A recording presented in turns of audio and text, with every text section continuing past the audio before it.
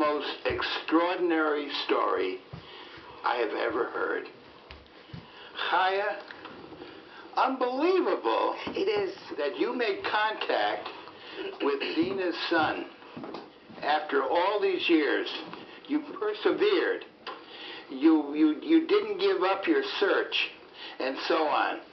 We have pictures of the family that you brought. May we see a picture of Dina, please? You want to comment about that? Yes, that is a picture of Dina, which Charles had sent me, and I had seen her for the very first time in my life. And this was taken when she was 18. Beautiful woman.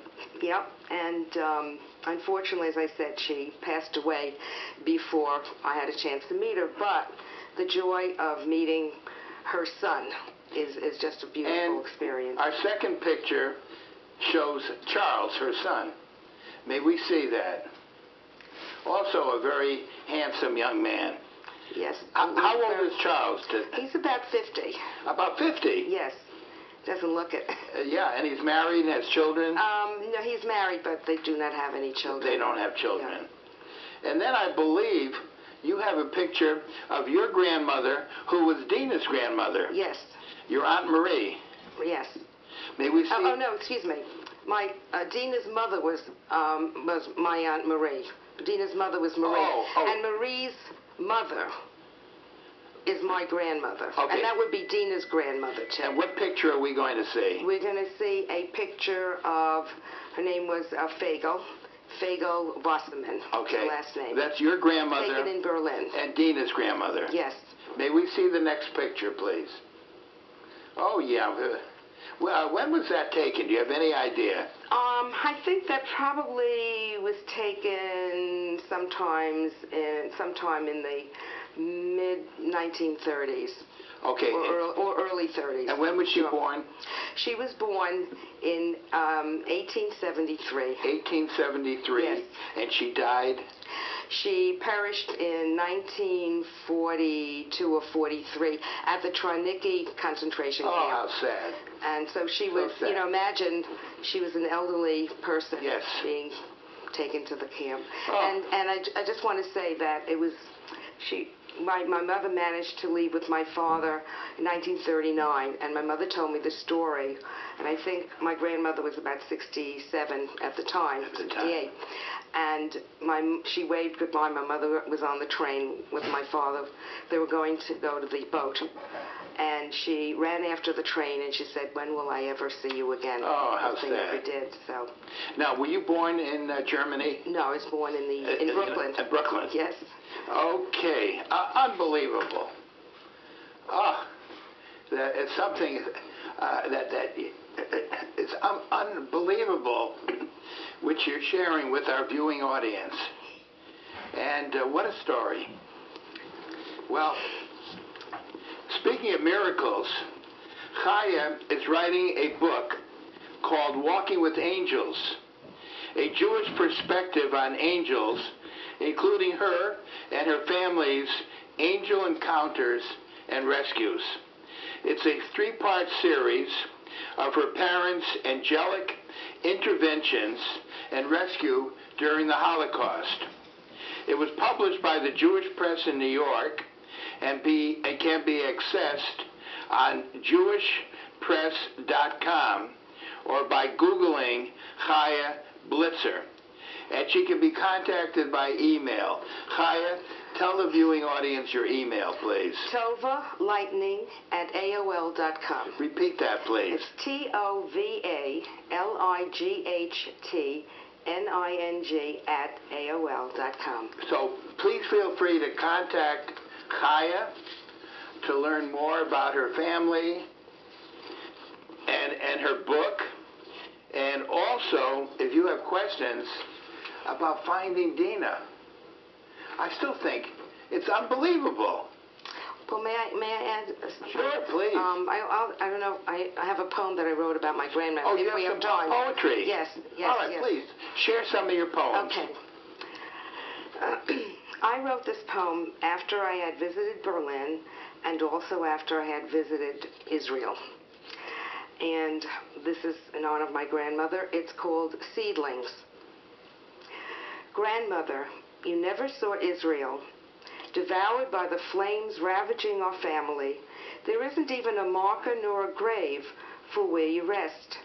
You loved to make things grow. On your balcony in Berlin, you were proud of the tomatoes you tended with reverence. So I've taken you with me to this young forest in the Negev, and we will plant these trees together. You travel in my mind and in my heart, and though we've never met, I feel I know you, cherish you. I tenderly hold the infant tree and feel you beside me, smiling in love and awe of the miracle of this land. You are guiding my hand as I place this new life in the waiting soil. Older trees beyond stand tall, proud, and you, grandmother, are a tree whose branches, though cut, miraculously nurtured a shoot which returned to Eretz Yisrael to plant these trees. And every Jew returning here is a miracle. I will remember these trees near the settlement of Mishmar HaNegev. This January wind blows cool, and it is time to leave the sanctuary fragrant with pine. And the place wherein I planted is fixed within my heart. For I shall return to see these saplings, tall, laughing at the desert, roots deep. The winds grow cold, and you, grandmother, how lovingly you wrap my scarf. Oh, that's beautiful. Thank you. Thank you for sharing that. You know, if your grandmother was alive today, she would be very proud of you. Thank you. For what you've accomplished and who you are. And you are such a creative person. Thank you. I know you're a writer, author, and you write beautifully. Thank you. Thank you. Do you have another poem for us? Yes, I do. Yes, I do. This one is a letter to Aunt Meri. Now, Aunt Meri... That is Dina's mother. That's the one who gave her away to the English couple. Mm-hmm. Okay. Riga, Latvia, December 10th, 1942. I see you clearly, Aunt Meri. Through the cloud of years, swirling and drifting as the snow falling in your death camp, as you hold your baby, Salo, walk with the others in the line, one by one, an endless line, your breath puffing smoke into the cold. Cold stabs like knives. Salo is plucked from your arms by death camp guards who worry only about their next dinner or how well the uniforms have been ironed, boots polished to mirrors. Your husband, Herman, who was ripped from you the day you arrived at the camp, not even one last embrace, your last kiss through barbed wire. December 10th, 1942, you march with the others in a parade of death. Your sister, my mother, prepares Shabbos dinner in our Brooklyn tenement as she sings a Sabbath song. Come, let us welcome the beautiful Sabbath bride. It is your Sabbath, too, as you walk slowly through the snow, and my mother doesn't know where you are as she worries about you. Snowflakes drift by her small kitchen window as she embraces us and weeps for you. I am the life she feels stirring within her, waiting to be born. Aunt Meri, you are a Sabbath bride, a woman of valor, as you slowly walk your last steps past the barking dogs. Come, let us welcome the beautiful Sabbath bride. You walk into flames, and your spirit soars higher than any of the barbed wire fences here, which can no longer imprison you. Guards cannot catch you as you rise so far above them as a windswept snowflake. Did you know that just 2 weeks later, on December 23rd, your sister would birth me as snow still fell so silently, glistening the sky, death to life? Did you know, Aunt Meri, that I would bear a child named for you, a child who loves you, who will build a chain strong and unbroken, made of barbed wire and my mother's Sabbath song, as the snow still drifts, even upon Riga, and in my dreams, as my mother still sings her Sabbath blessings, her belly full of life. Oh, my God. What a moving tribute to your Aunt Meri. Thank you. Oh, my goodness. I'm sure with my viewing audience, there's probably not a dry eye out there. This has been just incredible, an incredible program. Thank you. I didn't know your daughter Meri, who was on my show a few weeks ago, is named for Aunt Meri. Yes, and that gave me such a wonderful feeling that it's kind of extending the life of my aunt. And when it says that there would be more growing into the family, and thank God, God has blessed my daughter and son-in-law and me and the family with 4 lovely grandchildren. Beautiful grandchildren, whom I've met. Yes. Yeah, absolutely. Yeah. Oh, God, this has been just a marvelous 25 minutes. Our time is almost up, would you believe? I told you it just would fly by. Do you have any other thoughts? Yes, I do, very quickly. Go ahead. Yes.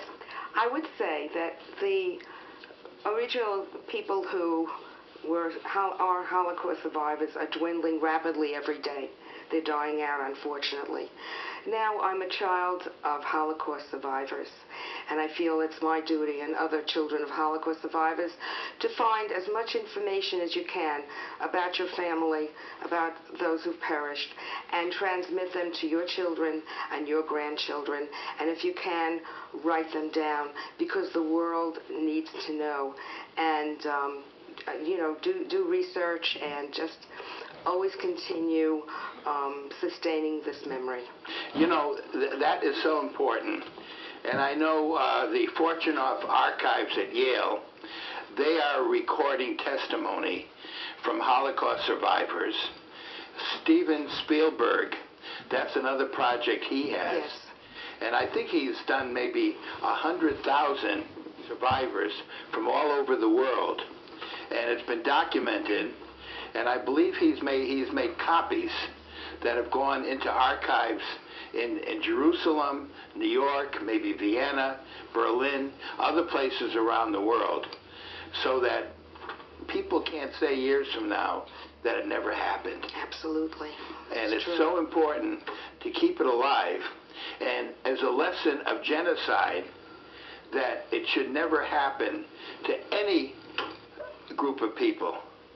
No ethnic group should be persecuted, killed, murdered, destroyed like 6 million Jews for no reason, because of their religion. I also want to interject, if I may, very quickly, that I applaud the Jewish Forum. I applaud what you're doing, carrying Joey Russell's legacy. Thank you. And because this also is transmitting vital information to new generations. Thank you for sharing that. Thank you. And Joey Russell, in Yiddish, he was a mensch, a wonderful, beautiful human being. And we cherish Joey's memory. Our time is just about up. I told you it would fly by. I want to thank you, Chaya Blitzer, who has been my guest on my program. And she is a child of Holocaust survivors, a writer, a poet, and Finding Dina has been a most heartwarming story, a Holocaust miracle. Thank you, Chaya. Thank you for and God bless you and your family. Thank you. You have nothing but good health and happiness. And I want to wish my viewing audience much happiness and good health. Thank you. Tune in next week.